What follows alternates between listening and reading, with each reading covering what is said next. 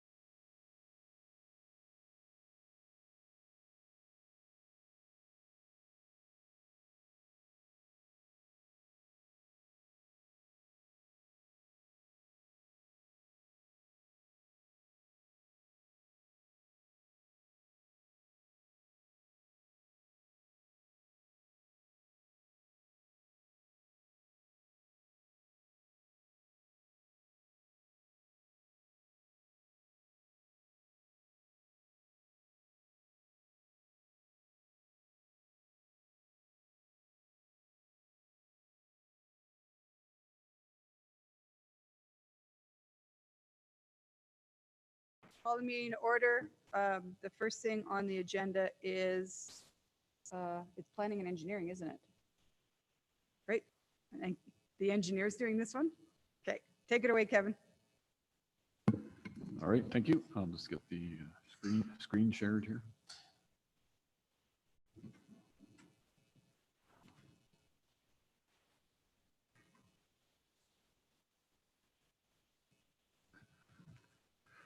All right, thank you. So today I'll be presenting the planning and engineering services budget to you today. So the engineering services and planning, excuse me, and planning and development departments work closely together to manage the city's growth and sustainability.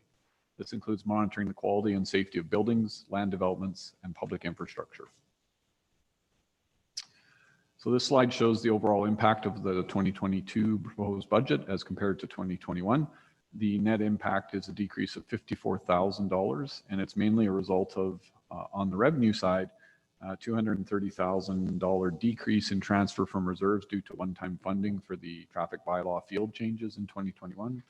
And on the expense side, $103,000 increase in salaries, wages, and benefits due to annualization of salary costs, and a $295,000 decrease in contracted and general services due to the one-time funding for the traffic bylaw field changes in 2021, and an overall reduction in contracted services or consultants and the like in 2022. So in terms of resource requests, capital projects under the growth plan proposed. The first one is the Lakeview Badgerland Area Structure Plan. The area structure plan will encompass both Lakeview and Badgerlands, which will provide detailed answers to key servicing provision, land use, and development phasing. The project will also provide a high-level master plan for the remainder of the western lands, approximately 12 quarter sections, to ensure adequate servicing is available for private investment and development.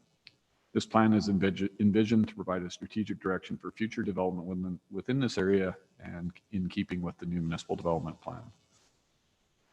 Traffic calming strategies is a project that enacts on City Council policy CTS02, neighborhood traffic calming, and recommendations of the Safe Journeys to School report. It targets the completion of traffic safety improvements within neighborhoods, inclusive of school zones and playground zones. The third project is mature neighborhoods revitalization strategies. So this will be building upon policies identified within the new MDP, and the project will enable the planning and development department to investigate different ways to evaluate infill opportunities and successfully implement infill development protocols. For intersection improvements, transportation network improvements, intersection improvements, the project shall perform network improvements to intersections that result in enhanced safety or improved levels of service to reduce congestion, delay, or better accommodate all modes. Current priority locations are South St. Albert Trail at Hebert and Juret and Boudreau Road at Campbell Road. The Villeneuve Road rebuild is to construct improvements to Villeneuve Road to accommodate active transportation, urbanize the road cross section, and accommodate new accesses or intersection improvements from communities onto the roadway.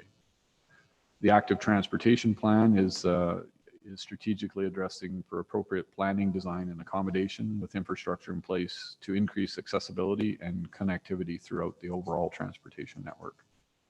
And the last project here is the DART project prioritization. So this is intended to review and evaluate all recommended capital projects within the downtown redevelopment plan, implementation strategy, and perform necessary technical studies to confirm or reassess servicing and transportation network capacity. The outcome will be to prioritize the potential public expenditures to maximize benefits versus costs.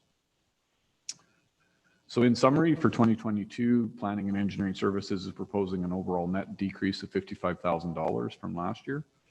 Key influencers are primarily related to the one-time project in 2021, which was the traffic bylaw field changes, which of course is not occurring in 2022.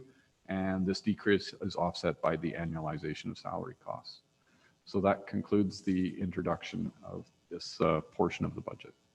Awesome, thank you. Okay. Ken Mackay, go ahead. Thank you, Madam Mayor. I'm assuming Dean's going to pop up here at page 143. So engineering -054. Mr. Scobel, you touched on the intersections that we're mainly focused on. Dean, can you go over, or Mr. Scoble, can you go over the improvements that are supposed to occur at Boudreaux and Campbell? Or are they continuing, or are they complete now, or what's addition? Thank you, Councilor Mackay, for the question. At Boudreaux and Campbell, we initiated some preliminary improvements with additional making a dual left turn on Campbell onto Boudreaux. Conceptually, we want to further investigate almost similar to what we applied with the Boudreaux-Belrose intersection, perform an in-service safety review, look at what operational or safety improvements may be performed, and get a better sense.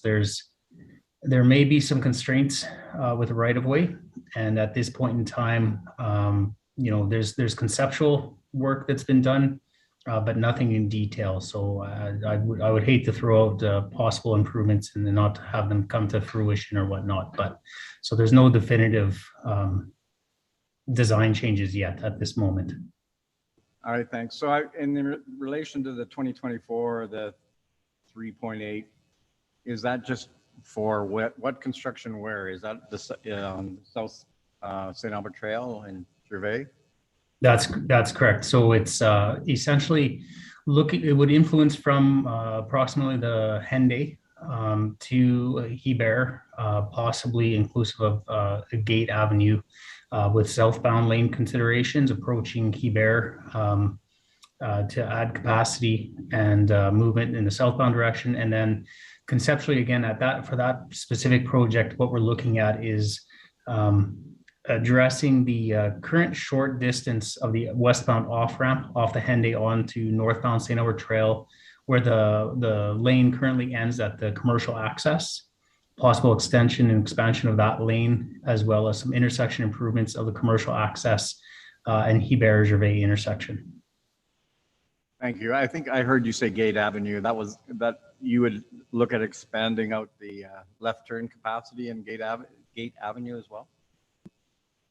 Conceptually, we'd have to look to be quite honest, there was a greater focus on the concept work of the influence of the existing service lane in front of St. Albert Inn and the possible use of that right of way to address an additional through lane at the intersection and still accommodate a southbound right turn at the Gervais, I guess on the west side of Gervais. So at the west side of the intersection there. Okay, thank you. That's my only question, Madam Mayor. Okay, thanks. Mr. Schick, why do we always do budget in November? And I have to point out that our city manager is not even trying to grow one this year. He can't compete. The sad news, started that in last November. I don't know if you can pick it up even on the camera or not. So I was going to make some comments about the dirt on some. Anyway, Councillor Broadhead has a question. Thank you, Madam Mayor. Just while you're here, Mr. Schick, Engineering 077 Neil Ross Road Extension, the 100% offsite leviable, Mr. Scoble. Then there was a little note about the routing or the alignment, there being some contention or some differing opinion. Is that going to be a big delay driver or? If I may, the acquisition of land and right away will influence the ultimate availability or delivery of the project, and we're trying to get ahead of that, and that's why the additional years in advance of the planned construction, I believe we have as 2028, 2029. But the alignment itself will be kind of worked through with landowners and our stakeholders. And right now we're still in that kind of early communication phase and trying to coordinate and collaborate with everyone. So, but initial concerns have been shared from stakeholder with the alignment. So maybe a question then. So is the projected timeline here, is that congruent with the development progress in the area? It seems like it's growing And we might need the road sooner than 2028. Is that, or is the timeline more in keeping with where we're going there? It just seems a long ways away. Yeah, right now, in terms of the connection to the east, there's a lot of development proposed and commercial access and whatnot occurring to the north with direct servicing coming off of St. Albert Trail, which is not really impactful to Neil Ross itself. The timelines itself are, projected from a city's need. We do have a report that is yet to be finalized with a joint jurisdictional transportation study with the county that has looked at Neil Ross as well, amongst other network opportunities of improvement. And they may identify a similar kind of timeline or, slightly adjusted, but that 2028 horizon for actual construction is anticipated to be in line with current development plans. All right, fair enough. Thank you very much. That's all you have? Yep. All right, I've got a few. Mr. Scoble, there's a unfunded business case for engineering service for a capital projects resource coordinator it's a 1 FTE for only $10,000. That's a steal of a deal. Would this position kind of serve to coordinate, public versus private versus because I think we run into problems because of miscoordinated construction projects in the city. So is that what this would do? Well, I'll let Donnie explain. Okay, the role of thanks, that. Donnie. Through the chair, Mayor, that position, currently we have a temporary staff filling in that role. So majority of the job functions that they do is coordinating all the on-site construction permitting process, about 500 each year for the capital projects as well as all city projects and private industry as well. So on top of that, they do manage a couple of trail projects to augment the services from the project management office. Okay, because I feel like that might be an important role, and for $10,000, it didn't make the cut, but okay, I'll think about it. Donnie, you might be able to answer this question too, or maybe it's Dean. It's engineering. It's the Villeneuve Road rebuild. I drove through there just a couple days ago, and Melcor is putting the fence in on the north side of the road, and they're putting trees, and there's a lot of dirt and excavation going on. I don't want to see that project finished and then it get all ripped up next year to put in a sidewalk. So are we coordinating with Melcor to maybe find some efficiencies on that, even just the sidewalk along the road? I don't know who can answer that. Through the chair, the short answer is yes. There's a cost sharing agreement that's being worked out in the background to have a shared cost to get this project coordinated with them. So maybe Dean can add some additional insight. Yeah, absolutely. So just in regards to the fence line is placed right at property line, which the project would not infringe upon. And the landscaping conceptual design were shared also with the developers. So they are kind of incorporating that into their the landscaping and whatnot. So there should be minimal loss costs or impact. So is there a sidewalk on the north side of Villeneuve in our design? In our design, that's correct, but not anticipated with the delivery of the development that's happening right now. So okay. with our project, there will be accommodation, a trail or sidewalk. So we'll wait till next year or something like that. Subject to the approval of the project, then yeah, we would deliver that in a phase. Let's look at the timelines.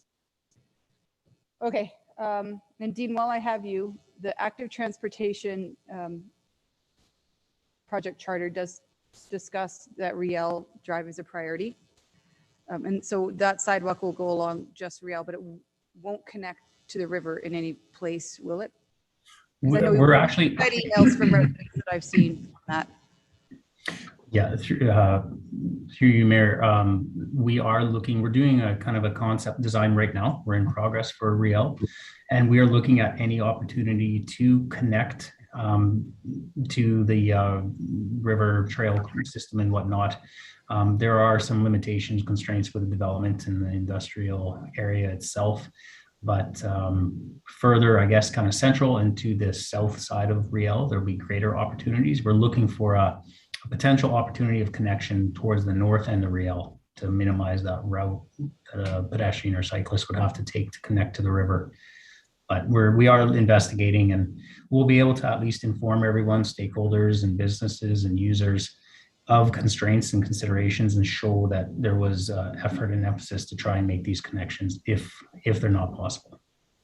Okay, because the first connection, I think, crossing over the tracks, coming out of Grandin onto Riel, is you have to go all the way to the BMX park to get to the river. Is that correct? That's correct. Yeah, you'd have to go to Lions Park, further kind of north or east on Swinston Churchill, or come all the way back down and essentially on the south end of Riel to connect. Okay, as long as we can demonstrate that. And while I have you, we talked about this a bit yesterday, but one more time. Engineering 069, which is the ITS strategy implementation, is unfunded. And I think council needs some, I know there's a bunch of projects that relate to it. And is there any need to get this funded sooner rather than later to get the ITS strategy? You know, I know we've got St. Albert Trail and Boudreaux far enough along, but we need the east-west roadways done as well. So should I be putting a motion forward? So to be honest, I would not recommend it at this time from a transportation perspective. And I apologize from yesterday with, I think what was a poor answer in regards to the timeline to Councillor Hughes. As we suspect that the Boudreaux corridor will be integrated with adaptive likely in Q1 of 2022. The similar North St. Albert Trail, and a lot of this information, just for council's awareness, is going to be captured in the background or for the budget information request from Councillor Broadhead about the ITS. But at this point in time, I think in addressing the key corridors of having St. Albert Trail completed, Boudreaux completed, it'll give us greater opportunity to present the impacts, the benefits, and the cost efficiencies or resource efficiencies from integrating the adaptive systems, as well as we'll continue through the program here with the existing funds to implement a digital message sign on Ray Gibbon Drive at the south end. We'll continue with the permanent count stations that we have applied and integrating greater information sharing to road users and residents and stakeholders through our city website. So there's been a lot of background on the municipal area network, the fiber, some hardware in the field that is the backbone of connecting the system and getting it to support live up-to-date information in regards to maybe travel times, to network monitoring and kind of corridor information, PTZ cameras that will show real-time information of the roadways that can help residents and give them a little more information on roadway conditions or considerations. And so all of that will continue through 2022. And I think put administration in a stronger position to show the cost benefits or impacts of the technologies in future, but for future budget considerations. Cool. Sorry, I wasn't really ready to ask that question yesterday, and then it came up through IT, but thank you for that. I've got Councillor Mackay has another question. Yeah, I'll be quick. You asked one of my questions. So, Mr. Schick, in relation to the Villeneuve Road project, I'm just concerned that there's so much construction going on that north end, and the next stage of the North St. Albert Trail moves from Coal Mine to Jensen Lakes Road. Is that correct? Sorry, yeah, the next phase of St. Albert Trail will be phase 2, going from north of Coal Mine Road to north of Jensen Lakes or Everett Drive North. That's correct. So, and then the construction, I mean, I know the detailed plans. I don't know how far we are in relation to Villeneuve Road. So I don't know whether or not you have this answer yet, but any designs, is that going to be, and I'm trying to remember back to the previous version of the Villeneuve Road design, was that a 4-lane divided, or is it just 4 lanes or 2 lanes, or what is it? So Villeneuve Road will be maintained as a 2-lane undivided roadway, single lane east, single lane west, with intersection improvements. Combination of a trail or sidewalk on potentially both sides, or we'll have to look at the road right of way and constraints. But that's effectively the improvements for Villeneuve. Yeah, so I mean, the construction as planned, if this moves ahead as approved, is to begin next year from 150 meters approximately around Denison, right to St. Albert Trail. Is that correct? As part of the phase one St. Albert Trail improvements, we've already contracted out and tendered the first, I'm going to say 250 meters, essentially to the commercial access, the Walmart access from St. Albert Trail. So that is actually part of the phase one work occurring. And then so Villeneuve road improvements would tie in from that segment, the commercial access west to that 150 meters west of Denison.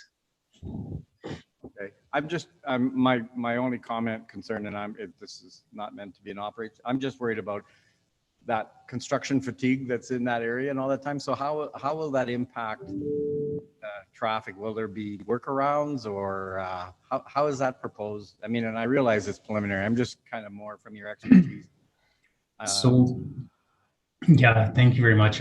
This is a good opportunity to maybe share a bit of a status update and whatnot with St. Albert Trail, as well as what was initially planned. I think the position that the city was in was a good one in regards to completing the St. Albert Trail work of phase one. We had recognizing where work had ended at the end of 2020 with phase one improvements. We actually communicated and collaborated with Standard General, who's the contractor on that project, to defer Villeneuve road work until 2022 and focus 2021 efforts on St. Albert Trail itself.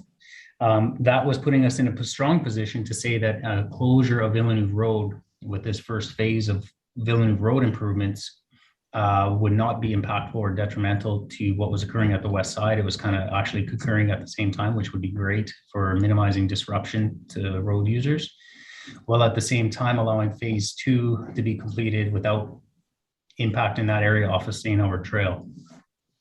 There's going to be some consideration and communication needed with Standard General now, recognizing where phase one is likely to end with the 2021 season ending here. Much of the road work improvements, intersection improvements, with the exception of some kind of final paving, has been completed, but they will need to be back and have a presence for final landscaping, accommodation of the trail and whatnot. So we'll need to try to look and, every best effort with traffic accommodation planning and project delivery and schedule communications with contractors to minimize that disruption or make it at least consistent and safe and efficient flowing through St. Albert Trail. But that is going to definitely be a consideration with our projects moving forward in that area. All right, I appreciate the update. I think you're aware of the concerns and some of the challenges that whole area has had over the last 3 years almost now. So that would be my only worry, and as long as that's being accounted for, and I'm sure it is, but I appreciate the update. Thanks. All right, I have Councillor Killick, and then Councillor Hughes has a question. Thank you, Madam Mayor. If I could just have a few minutes of education between the terms adaptive traffic signals and synchronized traffic signals and smart traffic signals. I hear these terms and they confuse me. Residents always say synchronized signals, and yet I think there are many different terminologies that kind of overlap. And maybe, Dean, if you could just kind of fill in the blanks for me, I'd really appreciate it. I don't know if other members on council would find that helpful as well. Yeah, not a problem. So, I mean, the term smart traffic management or smart signals may be just relevant to the intelligent transportation systems, which accounts for a variety of different functions and operation considerations and technologies beyond just traffic signals themselves. So ITS, or intelligent transportation systems, the city of St. Albert, we do have a strategy that highlights key focus areas and identifies as well the principles, objectives, and priorities for the city of St. Albert, which we have identified adaptive signal operations as one of our top priorities. And one key maybe would be that variance between coordination and synchronization. And that's previous methods of synchronizing essentially would be where traffic signals in close proximity to one another would essentially operate under very similar times and whatnot, in turn, almost, if you will. I think of an example, local example would be Hebert Road, where you have perhaps Sunset, Arlington, and a commercial access, very close, like, within 500 meters of each other. And you could likely have those not coordinated, but synchronized, where they're essentially turning at the same time. Not exactly, an efficient way to monitor and maintain your signals, but not.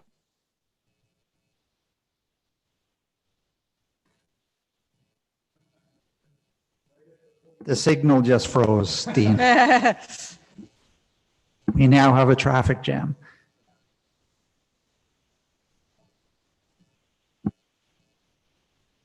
Good timing.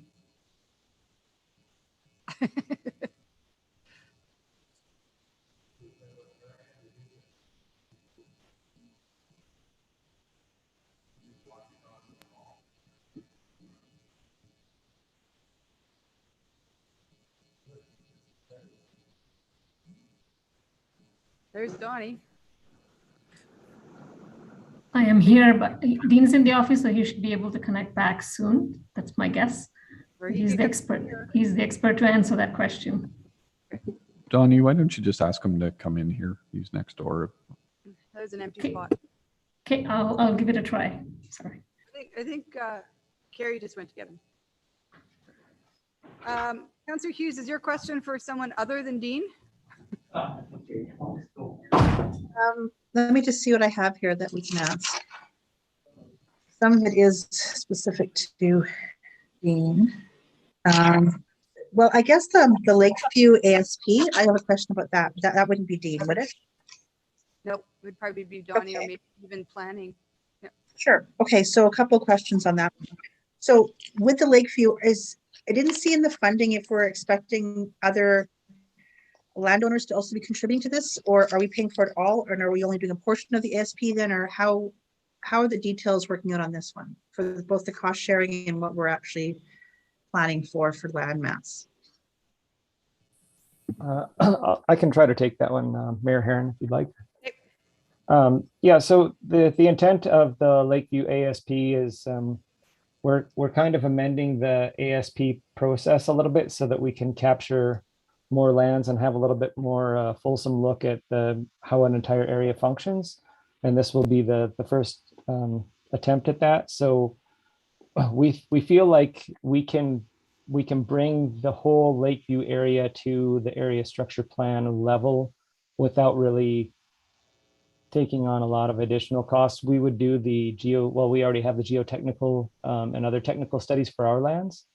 And this will kind of set the stage to help other owners or developers to then just have to do the neighborhood structure plans. So the detailed engineering design work on their lands.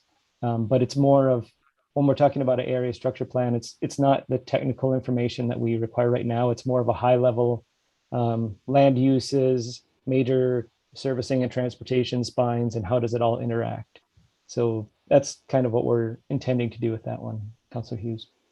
Okay, and then why do we keep pairing these two together? Because they have totally different functions and they're not next to each other.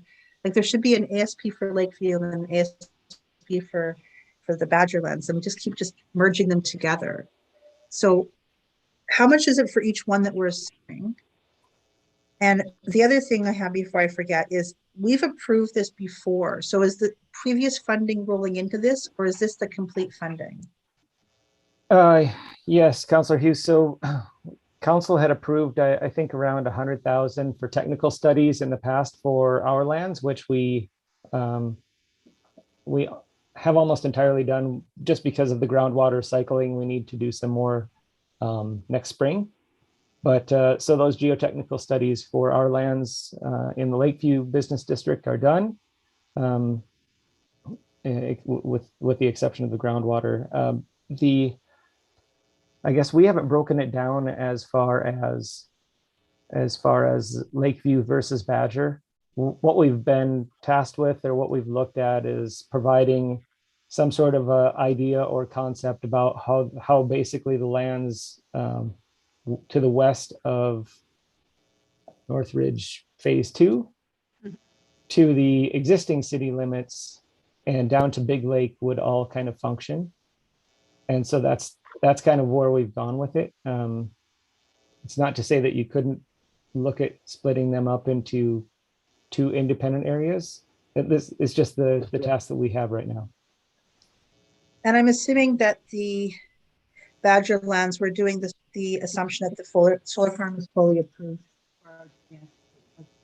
And that it's on the list, but we're just assuming it's moving forward, right? I think that we'll have to look at options for that one, for sure, one with the solar farm on it. And again, we need to get the geotechnical and make sure that that's all okay, and then kind of understand. We've got more of an understanding of the Lakeview lands right now than the Badger lands.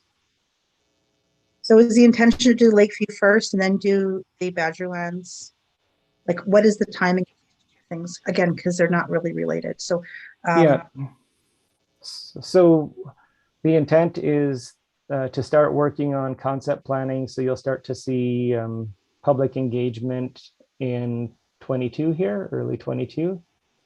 And the idea would be to try to do a concept and then a high level area structure plan through 22 and have something to present to council, hopefully by the end of the year for that area structure plan. for which one? For Lakeview or for Badger or for both? It's for Lakeview and Badger. Right now they're tied together. So. Okay, so we're literally doing both of them at the same time. So we'll be proceeding with Badger, assuming that the phase 3 and all the numbers are right. And they look good to, that's what we're proceeding on. We're going to do the solar farm, assuming it's going forward in Badger. We're doing them both and coming forward at the end of the year. That'll coincide at the same time as everything else is happening. So that's the intention? So I guess to answer that, what you will see is administration will come forward with public engagement on potential concept plans for different land use concepts for those lands. I don't want to presuppose what any or all of those will be right now. Again, for sure, we'll include the solar farm as a concept for consideration on the Badger lands. The DARP project, I remember this being in the books before, but it was 100,000 before, and now it's 160. So what do we do when it's costing 65% higher? In discussion with some of our colleagues in I guess utilities, engineering, that side of the house, we need a little bit better understanding of some of the servicing limitations, constraints, conditions. So we need a little bit more technical information, and therefore we adjusted the estimate to account for that. We need some more geotechnical study type things. That's what you're telling me?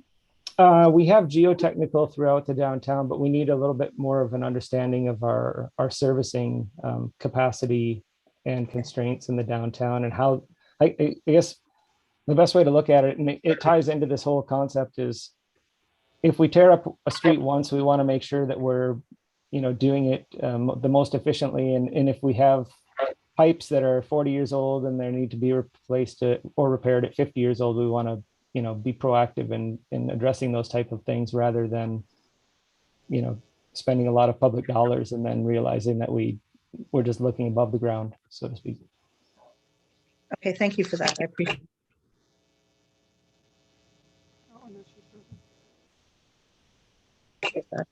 Mayor Henry, I have a too. Sorry, you froze for a sec there, Councillor Hughes. What was that? Do you want me to continue with Dean, or do you want me to let Mike go first with Dean and then continue after that? Mike, make sure that you got your questions answered, and see if you had any more, because now that Dean's in the house. So I'd just like to continue the conversation with Dean around adaptive versus smart versus having the big centralized computer running traffic lights. And then a second one on, to build on Councillor Mackay's question on Villeneuve Road afterwards. Sure. Yeah. So my apologies because trust the ITS guy has technology issues going through a meeting like this, right? So Look behind you. at any rate, so I don't know where it exactly ended. My computer just kind of died on me. So I think Get we're a at the little point closer of, to the mic, Dean. oh, I'm sorry. Yeah. Um, Yeah, it's working.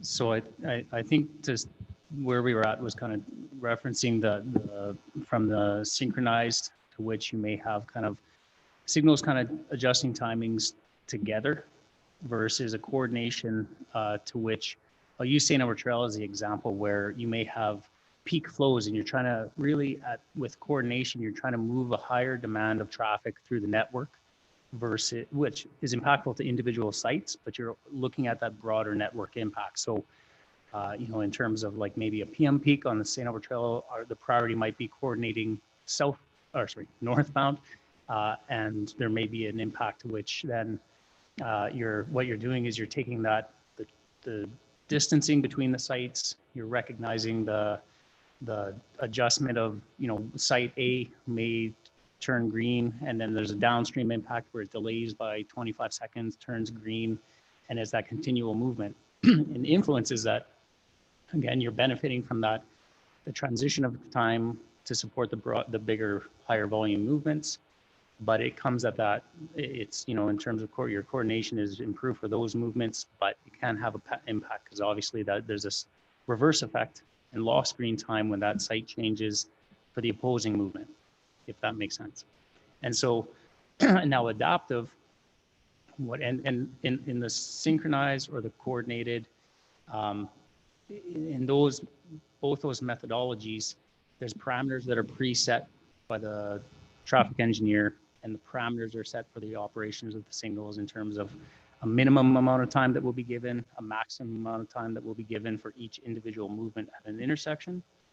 And what happens with adaptive is it's based on detection, which, just to be clear, even a coordinated system can be based on detection. That's just really what that is if it's for a vehicle, if a vehicle is in that travel lane, whether it be a turn lane, a through lane, whatever the case, it will trigger that movement.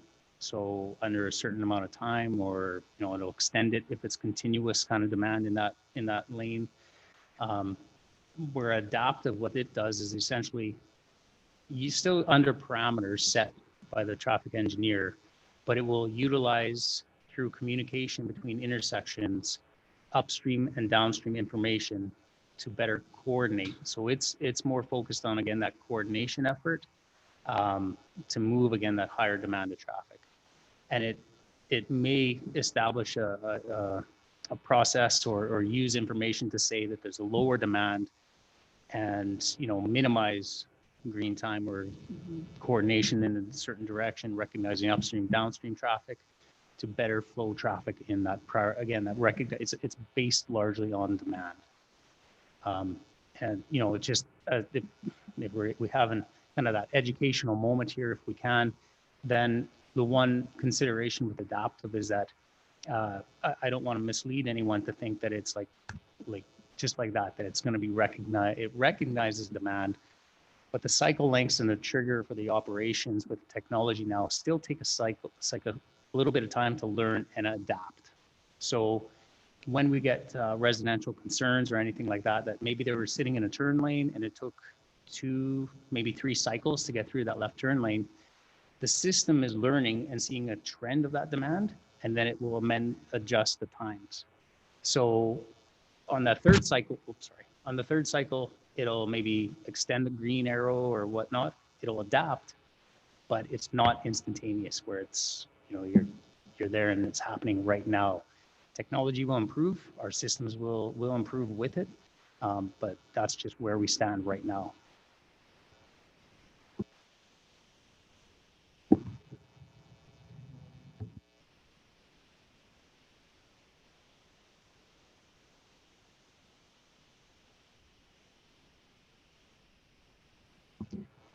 Aaron, I can't hear anything.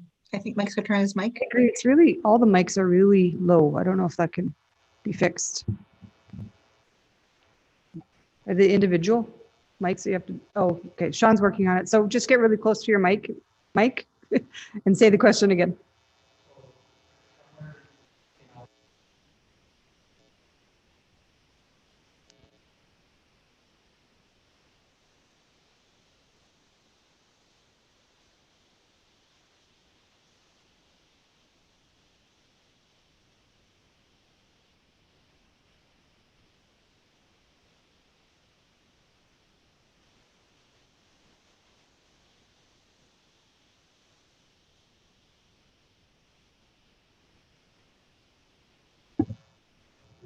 Testing, testing. That's a bit louder. Let's try yours, Mike. Okay. So, Yeah, that's Yeah, way I- better. Thank you. But now the screen's frozen. Did you do anything to the internet? Probably not. It's nice to have the dedicated support. You know, before we go to the next question, Dean, how many times have you given that? I feel like that would be worth a video to, I'm just Googling to see if I can find one that we could steal, but just a cartoon video to kind of describe the difference, because how many times does this come up? And you can explain it to your blue in the face, but not everyone hears it. So I'd love to see a video on the difference between adaptive and coordinated lights. Anyway, keep going. yeah, maybe that becomes a redundant question. That's what I was kind of getting at, is if I can understand it, and then we hear comments continually from Yeah. residents, it would be an excellent opportunity to have that available so that we don't have to keep explaining it to them. And probably I could look at the video every couple of months to refresh my memory too. So, No, and it helps you then when you get the question from a resident, instead of getting Dean to explain it again. so maybe not Yeah. to belabor the point, Dean, Yeah. we'll have maybe an offline or something. My second question is, though, to build on Councilor Mackay's question on Villeneuve Drive. I saw in the St. Albert Trail update that Villeneuve by Walmart will be divided by the McDonald's to make it a right in, right out only, which will solve some traffic problems there. And then a traffic circle or a roundabout, I'm not sure the difference. Traffic circle, no, roundabout for access at the Walmart main entrance. That just slightly west of that is another access point, which is now being more heavily used because Walmart has moved their grocery pickup to that exit entrance. And as well as that's our main transportation truck loading. So there's been a change in traffic quite significantly to that. Almost, I think it's like a back alley, you would call it. All of those changes are going to be pretty significant. My question really is our communication plan around that? We seem to have kind of maybe fallen down in our communication plan around North St. Albert Trail, engagement with the businesses there to let them know, because that's going to be pretty major changes. And third one is, will everything be open on St. Albert Trail so that when we start work to close the accesses along Villeneuve, that they'll be open, fully open along the trail? So it's kind of three-part question there, I guess.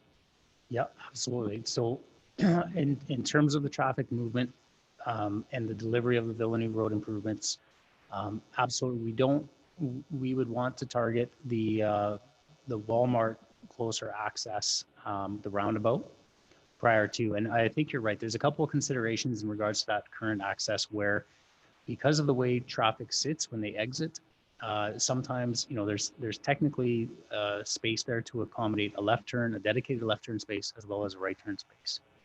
And there is kind of queuing and whatnot that occurs because of placement of vehicles and some delay that occurs with that.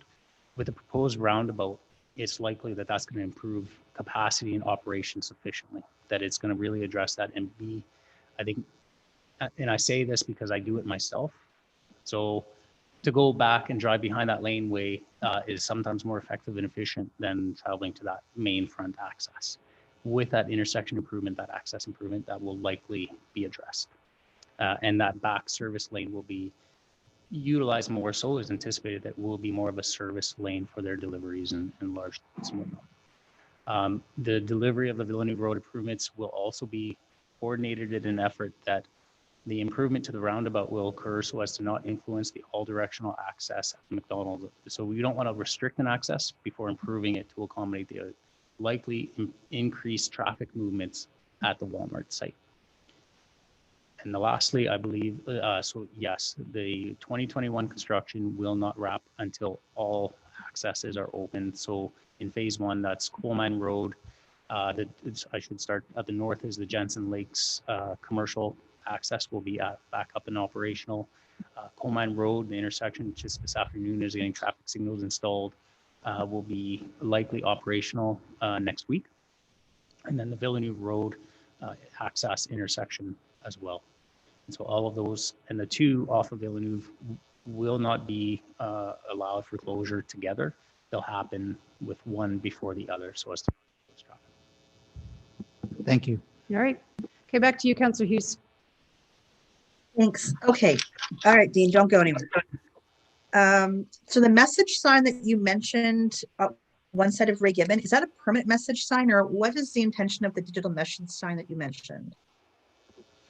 Yeah, so the driver message sign is one that we can have remote access to and provide information to road users, whether it be, because Ray Gibbon Drive, a lot of our roadways in St. Albert, but Ray Gibbon in particular, if there's, whether it be construction, an incident, some type of closure or anything, advanced notification for a detour is far beneficial than the driver getting to that point and not having to turn around or potential, making that choice to use alternate routes if not mandated to. The other is, of course, messaging around, just safe driving behaviors, whether it be, community. Of course, I'm biased. I'm saying transportation messaging, but there could be other community messages. And as we've learned through 2020-21, if there's messages along lines of health and safety, COVID, whatever the case, these messages can be shared directly in the field with road users. So this is like something on a pedestal, or is it like one of those little things that you can wheel around? No, this is a stationary sign. Probably most relevant. City of Edmonton has them as well as in local context and whatnot. That it'll be about a 10. It's a larger sign, so it's going to be a 10 by 8, I believe, for dimensions. On that. Like on a pedestal? On posts, yeah, it'll be on posts. Yeah. How much are we going to pay for this? The tender came in. I can take it as a business or budget information request because we will tender and whatnot, and I can share that information and with the exact values. We may just not for obvious reasons share that direct information right now. That's cool. I didn't know you already had quotes. And I'm trying to figure out the absolute need for this. If we're twinning it, the odds of having a detours go down, and safe messaging is great, but I'm just trying to figure out why we think this is an impetus that we need to put in at this location. And so it was through our ITS strategy. Field driver information sharing was kind of caught as a priority, and driver message signs are an industry practice to do this. The priority locations were largely decided based on just accesses, entrances into the city. And so Ray Gibbon, with the improvements that were occurring, effort was made to coordinate the improvements with the ITS application as well. And I'm forgetting which project charter this is. I was just thinking about it, and then I'm like, which project charter we actually have this under? Was it under, hold on, which one was it under? ENG 069, the ITS 2021 would be where the Ray message sign was caught. It should be in the attachment that was with the 2022 charter. Sorry, I'm in 2021 charter during budget deliberations in 2020. Okay, so it was last year that this was approved. Is that right? Yeah, what's being delivered right now is the 2021 program. So this message sign was in the 2021 program. Okay, thank you for that. The neighborhood traffic, I'm thinking it's on page 98, right? No, it's not. Okay, it's a different thing. The neighborhood traffic calming. When you don't have any stats for the number of collisions, et cetera, for 2020, why is that? Those are underway right now. They take a little bit of time. We're always 1 year behind. Typically in November of the following year is when we get the previous year collision data done. The collision reports don't really truly end until the end of the first quarter of the year. And then we had a backlog in regards to getting some of the collision information and whatnot. And so we typically right now, we anticipate the 2021 collision fact sheets and reporting to be completed by the end of November. Okay, so of this from what we've seen, when did we start putting in bulb outs? When did we start putting in? Curb extensions started through the Safe Journeys program with the first locations in school zones. I believe Wildrose School on Grenfell Avenue was the first site in 2016. The first sites were all around school sites. In 2018, construction began in the Erin Ridge North community with the approved traffic calming plan, which involved curb extensions. And Ainsdale had them installed in 2019, I believe. Well, I know we beat out Erin Ridge. I know this because I asked what was going on. So we were probably the 2018 as well, because we came in before Erin Ridge. So do we have any stats on, because I don't even see anything here about Ainsdale. I'm just looking to see what do we have. You have like one of the things about assessing the effectiveness of them and public feedback. What do we have here on the evaluation of measures in completed neighborhoods? Do we have any actual data on the effectiveness of what we've been doing so far? We do, and unfortunately, because I had everything on my computer ready to roll with this question, but I can take it as a budget information request right now. We are seeing in the Erin Ridge North community some collision influence, some reductions, and Lennox, we have some temporary measures out, but perhaps for more detailed information sharing, I can take that as a budget information request. Yeah, I mean, that would be great, because I'm definitely interested in seeing, like I look at you have a couple things for Erin Ridge numbers. It went up 1 year and then down, went low, up, down to basically the same. PDOs are pretty much, again, flat. Grandin seems pretty flat. Like I'm not, in any of the trends that you're seeing, are you actually seeing differences here? Because the numbers that you do have in this, in the project charter basically show flat. Yes, yeah, and that's, I mean, to some degree, one thing that we don't in industry practice and as feedback, it's good to have initial reviews and show that annual variance. In terms of any kind of network planning or anything like that, what we'd like to target is more 3 to 5 year trends to show any impact or benefit or influence that any kind of safety improvement or even issues in the network may be occurring. So I'd hate to have say, because I mean, you know, using 2020 as an example, without having the numbers in front of me, there's a likelihood because of lower volumes and demands and a shift in traffic movements, we are likely to see a reduction in collisions. It's just me saying that based on probability, but you know, so having that 1 year and say there's success from a 1 year transition, whether they be lowered or you know, a positive outlook here. It's not that I want to take away from it, but it's the trending that I'd rather report back to council on. Yeah, and so what I would be interested in is seeing from 2016, for example, or from 2015 or before that Granite started getting what the differences have been. Like because we have the 3 years, we have going on 5 now for Grandin. We have good 3 coming in now for Ainsdale. Erin Ridge came in after that. So I'm just trying to see if the trends are actually, because right now what you have for the 3 years doesn't indicate that we've actually made any difference at all. And these suckers are costing a lot of money, both in building and I would love to see the trend from the numbers from both what the neighborhoods we've done and neighborhoods we haven't, and identify which have been done and which have not been, to see whether or not we're actually what we're doing is having a difference on that. And we also have a confounding factor in here because a lot of them also have flashers. So, and I love the flashers, but the flashers could be what's making the difference and not necessarily the sidewalk bulb outs. But regardless, I would love to see it making a difference. Yeah, absolutely. I can take that as a information request and try and get more detailed information for council. Write that down, just so I don't forget to send it to you right away. Okay. The other thing was, okay, St. Albert Trail and McKinney. I think I've mentioned this to you before, but St. Albert Trail, McKinney, if you're heading north and you want to turn onto McKinney, is there an intention to change this light? Because if you want to make a left, what you do is it's completely red, and then we watch all the cars approach where there's no cars coming, and then they all stop, and then you get the advance.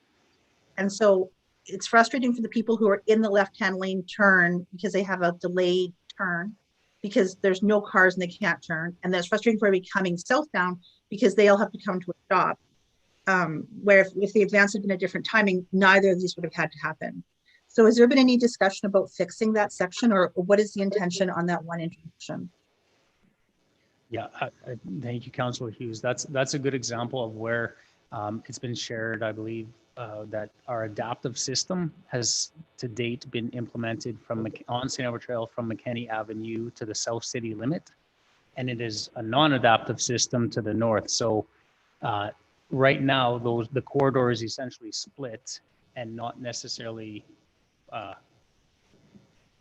it's not optimally signalized. Let's put it that way. So it will be as we expand on the adaptive systems to the north, which is expected to be, it will be enabled to do that once we get the St. Albert Trail Coal Mine and St. Albert Trail at Villeneuve intersections adjusted and redesigned, which is expected in the next couple of weeks here. And that north portion of St. Albert Trail will likely have the adaptive implemented by the end of 2021. So we should see improved coordination. I'll caveat this to say, though, one thing that we found with the initial implementation of adaptive is that the corridor, it still benefited from splitting it in two, because what happens is with the adaptive system is it tries to take into account, if you will, all the intersections. If you have a full corridor on it, all the intersection information as one. And the system just, it's too much information. It doesn't actually result in better operations. So splitting it, there still may be a definitive space and intersection to which it's effective on the north, effective on the south, and there's this happy medium in between that we'll do our best to kind of coordinate and optimize, but it may not be, from a driver perspective, everything that is desired from every road user. I'm just going to step in for 2 seconds here, because I mean, it's always exciting to have Dean in the room because we're all curious about traffic in the city, and it was a #1 campaign issue, but we're in budget. So questions need to be focused on I'm not accusing you, Dean, of the long-winded answers, because they are interesting, but let's keep the questions on projects that are in our budget, whether they're operational or capital, or if you're proposing a budget project, that would be great too. But let's not just ask Dean about questions on traffic in the city. I have talked to, I mean, when Mike and I had our one-on-one, we talked about maybe a workshop to understand this a bit better. And I'd love to get you in front of council for a workshop, and we can make that public so people can understand, but let's focus on budget right now. Okay. I was just looking for a timeline on when it'd be fixed because it's been years. So I'm glad that you're saying that something's going to be done sooner than later. The other question I had was for page 98 on the Red Willow Trail expansion. So how much trail are we getting for 4.9 million? Is it only 1.4 kilometers, or why is it so much money? What am I getting that I'm missing? Donnie, or is that Parks and Rec? I don't know. It says, it says rec, but they were talking about this, right? The West Meadowview Construction, RWP West, Meadowview Construction. What page you on? 98. I thought you guys mentioned it today. Did I miss it? Diane, a call as well, so we can go with Donnie. Okay. I don't have a favorite. I'm just looking for an answer.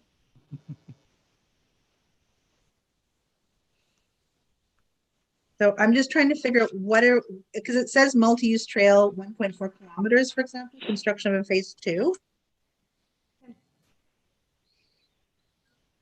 And so I'm just trying to figure out if I 9 million and why and what I'm missing as to why it would be so much money for that much, unless there's more trail that I'm missing. So Diane, are you on the call? Through the chair to Councillor Hughes, if I can take that as a BIR, we'll coordinate with Rec and Parks to get that information to you. Okay. Let me just write that down again because I don't want to miss these suckers. Okay. And then the other one was.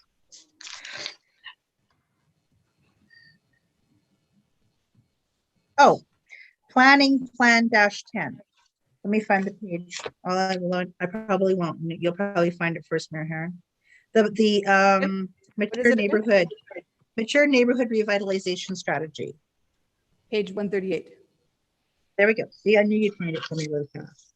So it says that we're doing. It said something about how we're going to be doing it differently than the MDP, and I'm trying to figure out what will we do differently or to justify the expense from what we have in the MDP, because the MDP does have a lot of really prescriptive things in it.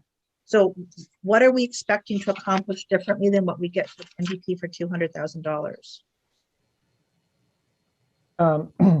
Yes, through you, Mayor, to Councillor Hughes. So the intent of this is to look at I guess, a finer scale for where infill opportunities might be appropriate, or where we need additional infill policy to both respect existing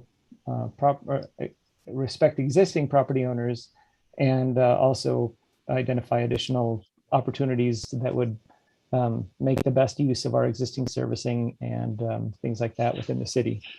So the idea is that we would be, again, kind of looking at servicing, having engagement with different, I guess, the community at large, and then potentially into different areas as we dig into this a little bit deeper to see if there are some areas that we could prioritize, reinvestment into those communities.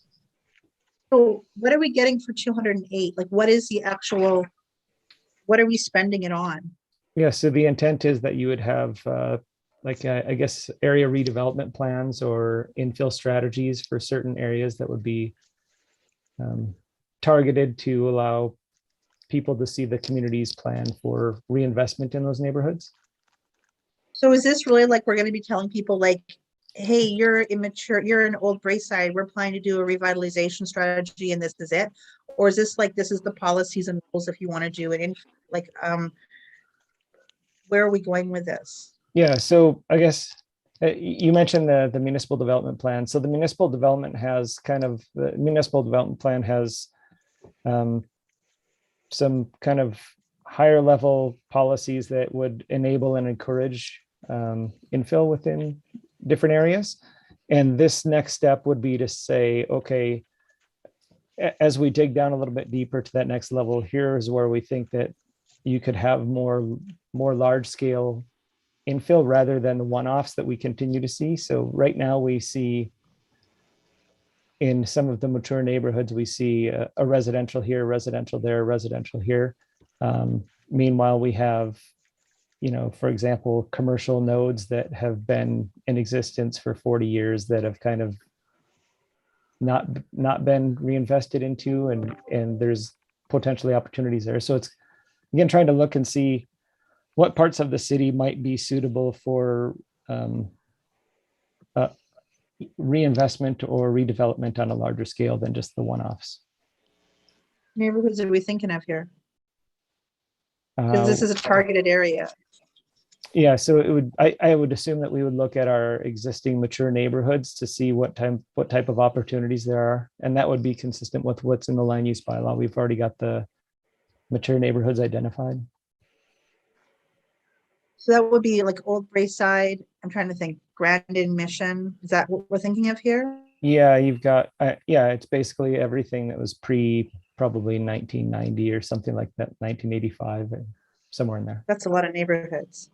It's I the know, more I've so been the here. south end of the city. Yeah. Yeah. So you've got, I don't have the graphic in front of me right now, but it is, yeah, it's, I think Grandin, Brayside, Mission, the old parts of Lacombe. I want to say the old parts of Lacombe. Forest Lawn. Sturgeon Heights, Forest Lawn, yeah. Okay, so the intention here, I think after this conversation, I've actually gotten a little bit more confused than before I started. So what I'm thinking is that the intention here is that we're going to tell neighborhoods that there's going to be revitalization going on and this is the plan, or I'm still kind of confused as to what we're going to Yeah. accomplish with it. So part of it, I guess the first part of it is identifying what areas based on, existing infrastructure would be suitable for redevelopment. And then kind of fleshing out some additional finer level or finer grain policies that could, I guess, facilitate that redevelopment while also protecting existing homeowners, or at least giving people an understanding or an expectation of what areas would be redeveloping or could be redeveloping. Let's say we didn't do this. What would be the effect? Let's say we didn't do it. Let's say we didn't. What would be the effects of, because we already have an MDP, we already have infill indications, we have the growth plan that we have to follow. So if we didn't specifically start targeting neighborhoods to do this, what would be the consequences? I'm trying to figure out the need to do this right now. And I can see a potential with a lot of neighborhoods that may not appreciate this service being provided to them, that like don't mind how they are right now, and don't want to have the improvements that are being suggested to them. So is there really a downside to delaying it? Well, so understandably, redevelopment can be contentious, and that was the kind of intent that we had with this, is that we wanted to at least kind of be proactive in kind of addressing some concerns or identifying how redevelopment could occur, I guess. As far as repercussions or implications, the municipal development plan speaks to it. We have a 17% infill growth rate that we are targeted to obtain through the EMRB. If we don't start to take a more active role in identifying where redevelopment may occur, then the city may miss those targets, or may find it more difficult to achieve redevelopment. Okay, I understand. Those are just arbitrary targets, so they just create it. So if I don't meet a target, I'm not going to cry. Okay, I think I feel like, again, I feel like I'm missing one thing. So just give me 1 second, man. Is it also a question? And that I don't want to hold them up if they have a question. No, no one's waiting. Okay, just double checking on all of my little thingies. Okay, that's it. That's it. Thank you very much. All right, that's it for planning and engineering. Sweet. Thank you for joining us, Dean. Do you mind if we take a break? And Councillor Broadhead, if I end up being too long with the mid-sized mayors, can you take over as chair? Yeah, I might have one utility question, but that's about it. So, all right, let's reconvene in 15 minutes. Sound good? So that's 25 after. Thanks.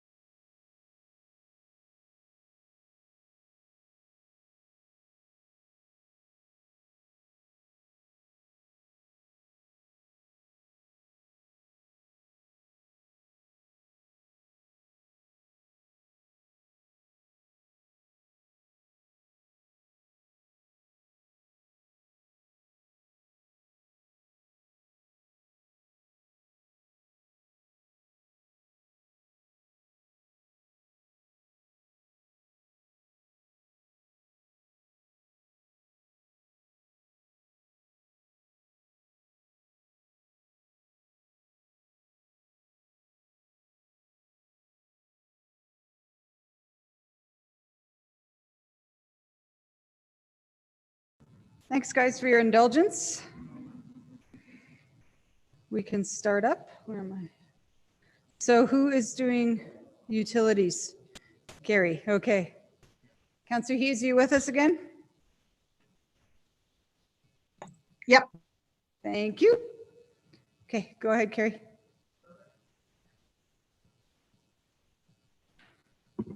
Well, thank you, Council. Last one. So we're doing utility services. That includes water, wastewater, stormwater, and solid waste management. And we have Jay Mason, Regan Lefebvre, and Brian Boast on the call. That should be able to help us answer any council questions. Last step for discussion today, as I just said, was utility services. Utility services function area funds and provides water, wastewater, stormwater, garbage collection and disposal, compost and recycling services for St. Albert residents. Utility service function also ensures that the city's utility infrastructure is developed and maintained in a cost-effective manner consistent with regulated safety and environmental standards. Utility services budget is a net zero budget, so any changes to expenses from year to year are matched with revenues of equal value.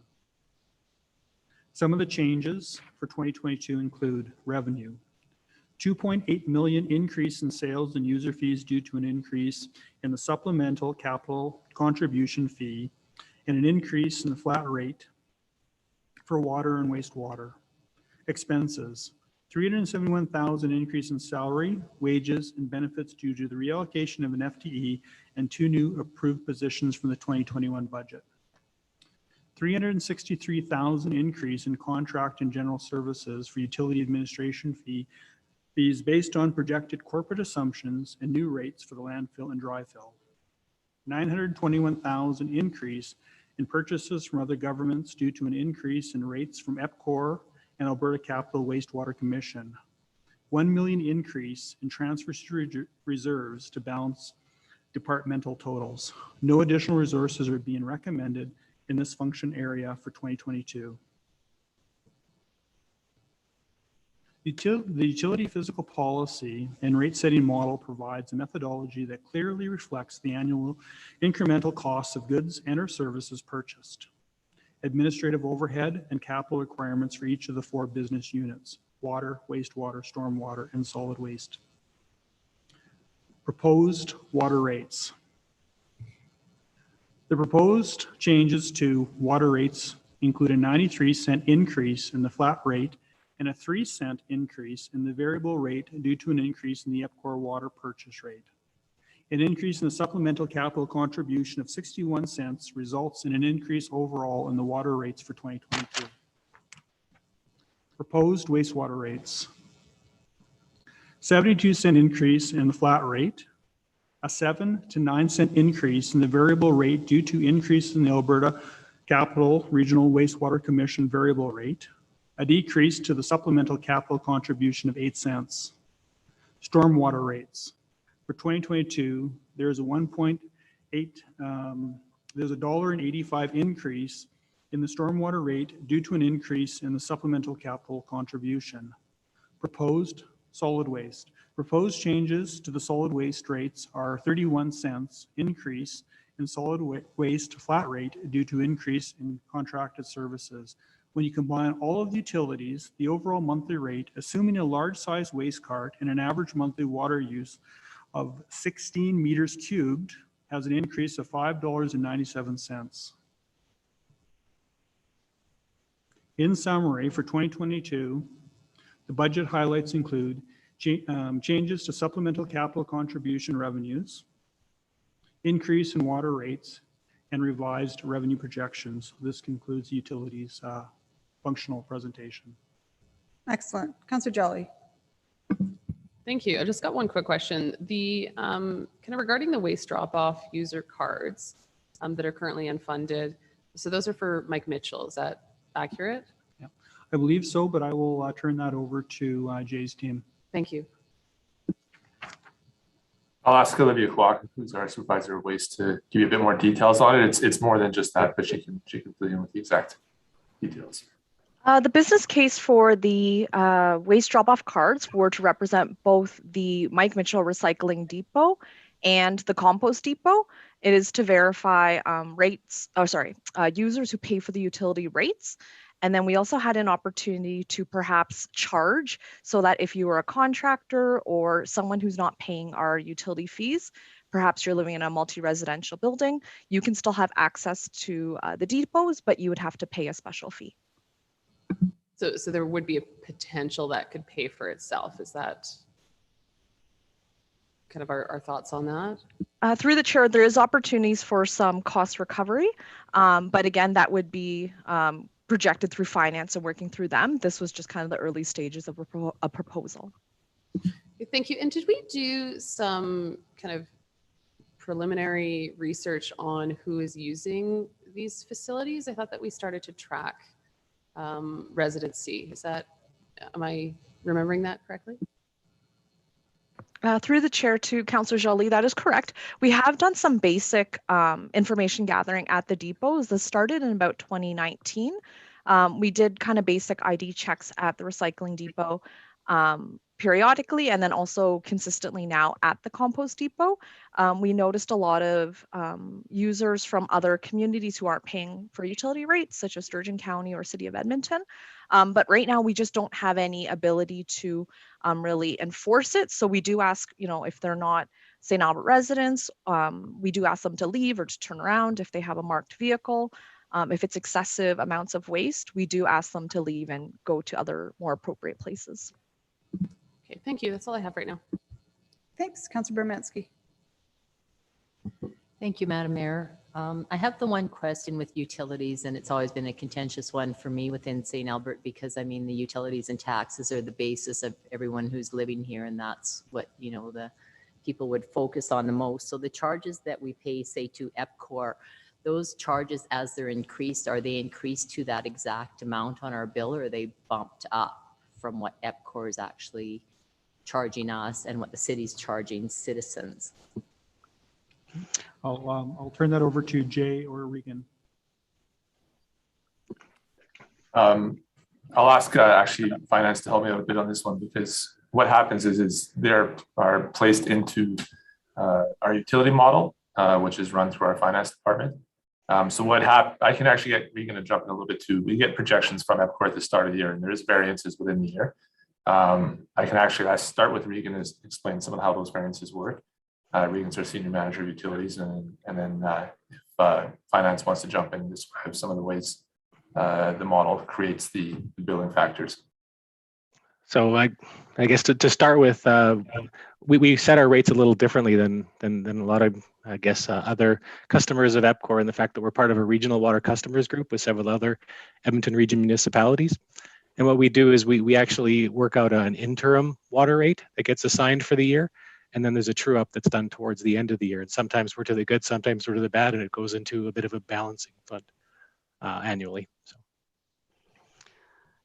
Yeah, and then I can maybe just jump in and provide some more clarity as well, just to even explain the differences between 21 and 22. So you're right, our model is based on an incremental approach. And so like from 21 to 22, our water rate change from EPCOR went from $1.01 to $1.05. And when we put that incremental difference, you'd be able to see that our variable rate for water that we're charging now went from $1.82 to $1.85. So their rate went up by 4 cents. Ours actually only went up by 3. And that's because it's also partially offset by changes in the expected volume. So it is just a straight across to what we add into the model. Thank you. I have a quick question with the government of Alberta not giving us the grant for household hazardous waste collection. I did have a BIR that there was $19,000 from June to September. So I'm assuming we're planning to continue to collect HHW and then fund that out of utilities. Yeah, Jay? Yep, I'll pass that to Olivia, and she can demonstrate what we had put into the budget to accommodate that. Mayor Herron, we did increase the budget to reflect the amounts that would no longer be funded by Alberta government. We did an estimate based on historical use, but we ideally would not want to no longer accept these items as it could be misused or, illegally dumped or put in our waste stream. So we are increasing our rates in order to provide that service. Okay, Mr. Scoble, I know our government affairs is compiling a list of provincial downloading. Can we add that one to the list? That's Yes. about $100,000 a year. Yep, no, it is on the list along with, as they come up, we keep adding them to the list. It keeps growing. It does keep growing. Okay. Any more questions on utilities? Councillor Hughes? I have one more. Okay, Yes. go ahead. Okay, thank you. So if we just go back to the carding, I'm just trying to figure out the logistics. Are we just going to show your driver's license on the way in, or what do they mean by carding? Like, you actually get a special card that you have to remember in addition to everything else, or what is the intention here? Turn that over to Olivia. It is unfunded, Councillor Hughes. Yeah, I know, but it's up for discussion. And so if it does come forward, I just want to have an understanding before we have to go to debate. Councillor Hughes, right now when we do check IDs, we just use our regular driver's license and we ask residents to show that. The tricky part is it doesn't represent who's actually paying for utility fees because it could be a multi-res property that we don't service. So this card program would be a unique St. Albert ID card, just like a service place gym membership or a library card. It would be provided to all utility ratepayers. That way it emphasizes that they're able to use our site. So for the 15,000, that will cover everybody who would be getting one. And also, so let's say they lose it, because like I'm just thinking people lose stuff. So what is going to be the intention there if they go and they're like, I'm a St. Albert resident, I didn't realize I needed to bring my card, it was in my wife's purse, and I'm here by myself right now with a whole truckload of things. Is it now going to create a lot more hassles than it's worth? Is that what will be the intention then? Is it like no card, no service? To be honest, it's still in the early stages because it wasn't funded. We didn't get into the heavy details of the logistics. That would be worked out if this program were to move forward. But it is to actually just make things easier for staff because we've had altercations in the past about who could use the site and contractors. So we would have alternative methods of replacing cards or verifying who's our users. But that would be a process that we would have to work out during the planning stages. So let's say I'm not a resident and I go and I get in line and you have the card. I'm assuming it's like a lift up thing type of gate. And so I'm there and I can't get in. So now I've got everybody backed up. Like, can the people who are non-residents buy these cards? Or is it going to be that because it says something here about like also pay for access to use the depots. So is the intention that non-residents can then also purchase them, or non-ratepayers, I guess, as well? Because people in apartments, for example. Yes, Councillor Hughes. So we're not as high tech with fancy gates or lifts or anything right now. We don't have that infrastructure. It is just staff verification. However, you are correct, where we have an opportunity for, let's say, a resident who lives in the outskirts of St. Albert, but it would be closer for them to use our site versus perhaps their local municipalities. Through finance, we would work out an appropriate rate that they could use the Mike Mitchell Recycling Depot, or perhaps a contractor if they do landscaping, they do work in St. Albert. Maybe they purchase a pass for the year that they can use our site rather than drive to alternative disposal locations, which would save them time. And so there's an opportunity for that. But again, we haven't worked out the details yet. I can see that we should be charging, especially commercial, to use it and having something where they have it, but I'm not sure if doing this full card thing isn't going to be more hassle than it's worth. I'm also not convinced we're not going to need more staff than what we're like 15,000 is not going to cover it for staffing. The question also, the take it or leave it, all the ones that we want to recompost, if those all went back in, this isn't saving tax dollars, this would be decreasing utility rates. So if all of them were put back in as is, what would be for the 28,400? What would be the difference in the utility rates? Do we know? Councillor Hughes, I can speak to that. If council wants that detailed information, we can certainly run it through the model. They're fairly small adjustments. You know what I mean? They're not big adjustments. So we just kind of felt at this point, it's a fair bit of work to run it all through the model. So it would have a very limited impact if they were to go back in. But if you want us to run those scenarios, we can certainly do that. I'll put that in as a BIR. I'm just not sure if we're decreasing it and we're not really, if people would say I'd rather pay 10 cents more. a month to receive this or whatever it is for some, especially since it's not even affecting taxes. This is just utilities. There was one more question. I have to find it. Although that might have been the main question I had was, what are we doing to save it? Oh, there was a suggestion and I put forth the motion to decrease it from the 4.9 to 3.1% increase over 2 years. I know we can't predict water and wastewater, but would that then be a 3.1 over 2 years, like 3.1, 3.1? Or what is the intention of that if we changed it from a 4.9 to 3.1? It would just basically be just to sort of spread out the increase. Of course, the 4.5%, as you know, is a little bit higher than we've certainly experienced in the last few years. So it was just recognition with, with what was happening with taxes in this year as well. While it's a legitimate rate increase, supported by the model, it was just a recognition that council may choose to sort of spread it out over a couple of years. But again, next year's water rates and wastewater rates and that kind of stuff will all be fed by those agencies and by our operating costs and all of that. So I can't necessarily say what next year's is going to be, just that a little bit of this increase will be deferred to next year. Okay, so if we're looking at like the total was 4.9, right? Or was it 4.5? 4.5. 4.5. So we'll basically just take 1.4 and put it onto next year and put it to 3.1 this year kind of thing. And then whatever the rate increase is past that. Would that be fair what we're looking at? So right. And then depending what, just the regular operating changes will create whatever kind of an increase, decrease, or stability from this year.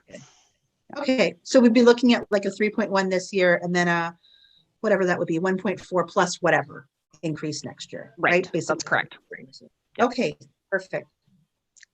I think those were, one other question, the depot hours, the compost depot hours reduction. I wasn't sure, it just says reduction. I wasn't sure how many hours we're reducing and when. What was the intention on the depot hours? Just says decrease hours operation. So were these hours that were never being used really anyway, or what hours are getting rid of? I'll put this through to Jay's team, probably Olivia. Through the chair to Councillor Hughes, you're correct. So what we've noticed over time when we've been staffing the depot is that basically when it gets a bit dark, especially right now, come fall, it does not get utilized. So it's better to reduce the the hours to 8 p.m. closure for the whole season. That way it's consistent, so it's not confusing for our residents. And then it's better use of our staff time and just shut down when it gets dark at 8 p.m. In the summertime after 8, is it busy or no? Like, does it stay busy after 8 in July, or is it really quiet period after 8? To be honest, the busiest times are typically right in May and June, right when everyone's starting to do their gardening and doing a lot of cleanup.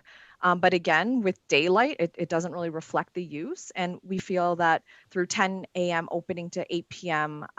Closing, it provides a lot of time for households and residents to use the depot. I hear you. I'm just saying in the summer, when the daylight hours are later, are we still finding the usage after 8 p.m. drops off significantly? Yes, that is correct. Okay. And then the large item drop off, we had it 2 times and we're reducing it to 1. Is that the intention here, or from 1 to 0? Historically, we've had 2 events in the summer and in the fall. Through COVID, we didn't host the July event because we had the curbside large item right in June. So we didn't feel there would be a demand or need within the community with the program.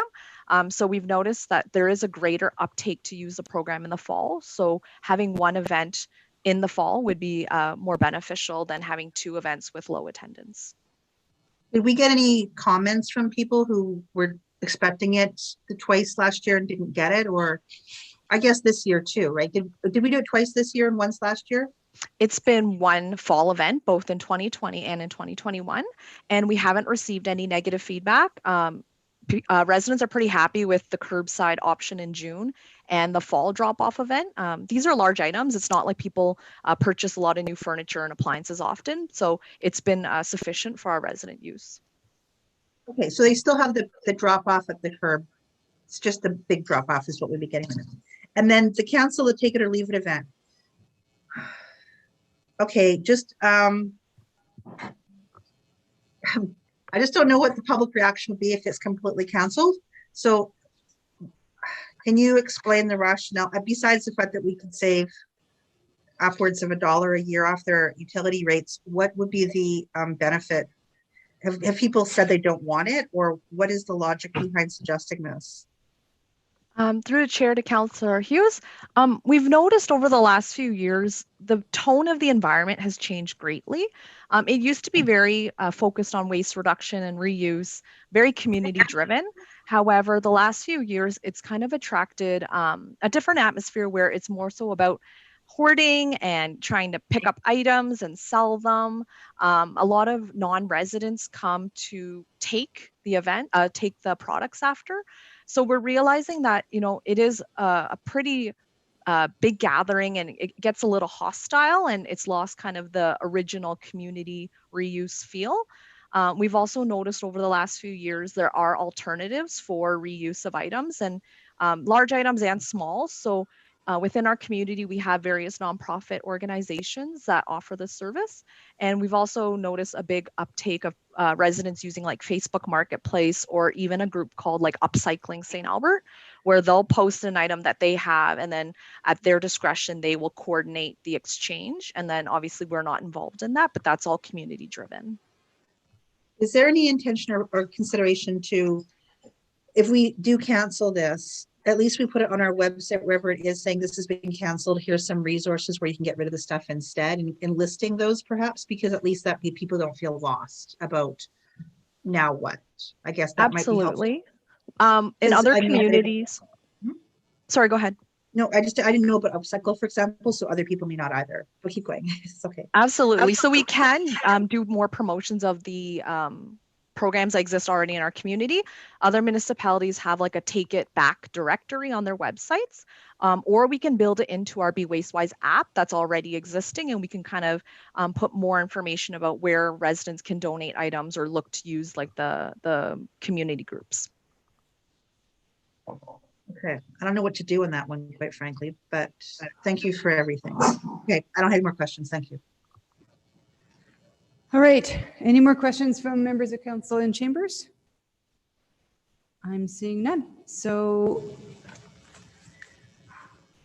according to my schedule, there's no new budget information requests or motions that I heard today. You want to read them out now? Go for it.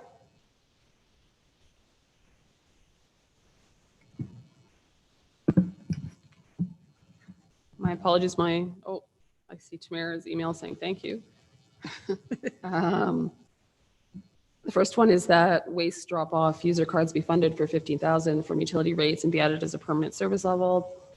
Second one is that strategic services and communications long-range strategy development be funded for $50,000 from the tax levy. And the last one is that the outsource budget World Cafe events be suspended for 2022 and the savings offset the tax levy, and that service levels be updated to hold outsourced budget World Cafe events only in years when the community engagement survey is not taking place. And I'd be happy to adjust the wording of that. Okay. All right, anyone else have any postponed motions or BIRs? I do, Mayor Herron. Go ahead. Okay, provide details of how the Recreation 050 make Villeneuve construction. How many new kilometers of trail is create, and provide a breakdown to justify the cost of $4.9 million for the entire project. The sidewalk extensions provide a comparison of the fatalities, PDOs, and other measurements by neighborhood from 2015 to present stats available. It indicate when the sidewalk extensions were installed in each neighborhood in the charts, what trends are visible, and what feedback have we formally received from pedestrians and drivers. And the digital message signage from the 2021 budget in ENG 069, what was the expected cost for this item? And then for the PMs, I have that Plan 010 is postponed to 2024 and the funding returned to the capital reserve. That the Ray-Gibbon Drive digital sign from ENG is removed from the charter approval and funds returned to the capital reserve. That the Badgerlands ASP portion of Plan 006 is postponed to 2023. That the waste to energy pilot funds for $1 million is released to return to the capital reserve. And that's it. All right, thank you. Anyone else? Mike, do you have some motions? BIRs? Did he send them in that I just didn't see? Yeah, I sent them in as BIRs directly. Okay, I missed them. Go ahead. Do you want to, I don't have, But I don't have them in front of me in my email, but I could oh, probably. the one, okay. Yeah, I could too. That when, did you send them in yesterday or, no, this morning, yeah.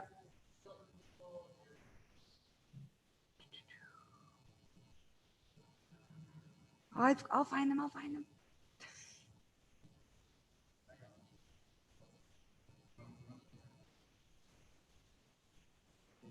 Go ahead, yeah. And please forgive me, Councillor Killick, if I don't get the entire tone and you correct me here. I would like to have determined what the budget impact would be to reinstate the drop-off dirt at the organics compost yard on Villeneuve. Do you want me to read all of the background? And then the other one is the silt removal. That to determine a budget estimate for removal of silt that has accumulated over the past years in heavy visibility priority areas in the river, which has become more visible during low water periods. So that you got one, I got one. Is there another one? Yep, that's the two I had today. Thank you. Okay. Thanks, Councilor Mackay. Oh, did you read the one about the library? That Please- was a follow-up from yesterday. Yeah, It was- please provide the estimate of value in kind funding provided by the city to the library in addition to the direct 4.3 million operating grant. And I actually responded to one of yours about the consulting fees. So Councillor Killick had asked, a resident had asked about the consulting fees, but they were confused about the outside agency's budget. So I don't know if you want to withdraw that BIR and just respond to the resident on your own. I didn't think I'd issued it as a BRI. I think it was just a council inquiry. Oh, it went as council inquiries. Yeah. So do you want to just respond to the resident yourself? Yeah. Okay. Sounds good. Sorry, got that confused. We're done. So this is all departments presented, all questions done. Now we have December 2nd. In our calendars, we will start debating on the motions at that point. So make sure any postponed motions you have get in by the 19th. Except there was one that might have been a little bit delayed because you had indicated the response might be delayed, but we'll have some flexibility around that one. I believe I've asked for that response by the 17th. Okay. So a couple of days before the 19th. Okay, perfect. All right. So Mayor Herron, I had one more. I'm sorry. Before I hit the send button, the ENV 004 solar voltaic farm for 26.1 million is unfunded. That's the last one. I'll hit send. Okay. All right. So be ready. Check your council member site frequently for BIRs to be uploaded and administrative backgrounders to be uploaded. We will present them in order, like we'll group them. So all the municipal operating will come as one package, then the municipal capital, then operating of utilities and operating, or I don't even think there are any capital for utilities, but we'll see. We'll group them that way and we're going to put them all on consent as we've done in the past. So if you like the motion, just keep it on consent. If you want to debate it, we'll pull it off of consent. So, but we'll go through that slowly on the 2nd. So meeting is in recess until December 2nd. It's not adjourned, it's in recess. Okay, thanks guys.